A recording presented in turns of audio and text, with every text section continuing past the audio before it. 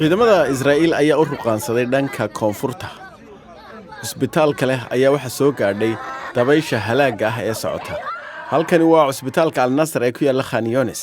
4 cisho kadib xabad joojintu markay ay dhamaatay ayaa halkan waxa ku soo qulqulaya oo la keenaya meydka dhaawaca iyo dadka murugaysan ee halkan soo gaadhaya. 7 qof oo qoyska reer Qaasim Jeeba ah ayaa halkaasi la keenay meydkoodii oo la dilay iyaga oo hurda. ninkan ayaa waxa uu leeyahay maxay carruurtan u dhimat maxaa dadkan aan waxba galabsan loo laayay.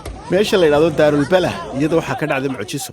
2 hablood oo walaal ah Maria iyo Lana ayaa laga soo saaray burburkii halkaasi 3 cisho kadib markii ay ku aasnaayeen iyaga iyo qoysaskoodii oo 10 gaadhaya. Maria Abu Safi ayaa waxa ay tiri waxaan arkay meyd dhulka yaala madaxeeda dhagaxaan baa lagu qariyay. markii hore waxaan isiray walaashay Katia, haddana waxaan isiray waa in adeerta Jeena.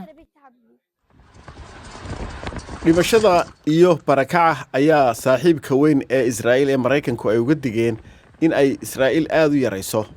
laakiinse halkan dadku ay qaxayaan dad badanna maaha markii ugu horeysay ee ay barakacaan. burburka dagaalku wato ayaa keenay inay kolbadhan u yaacaan. dowladda Mareykanku waxay rabtay in wejiga dagaalka ee labaad uu sidan ka duwanaado, laakiinse markaad eegto dadka halkan ay cabsida ku hayso sida qolooyinka wada ambalaasyada waxaad arkaysaa in aan dagaalku kii hore waxba kaga duwanayn.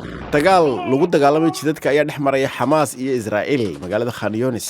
waxa kaloo iguna ka qayb galaya kooxda Islamic Jihad la yiraahdo. Israa'iil way dhici kartaa inay dagaalkan ku guuleysato, laakiin waxa la isweydiinayaa qiimeynta leeg ayuu ugu kici doonaa.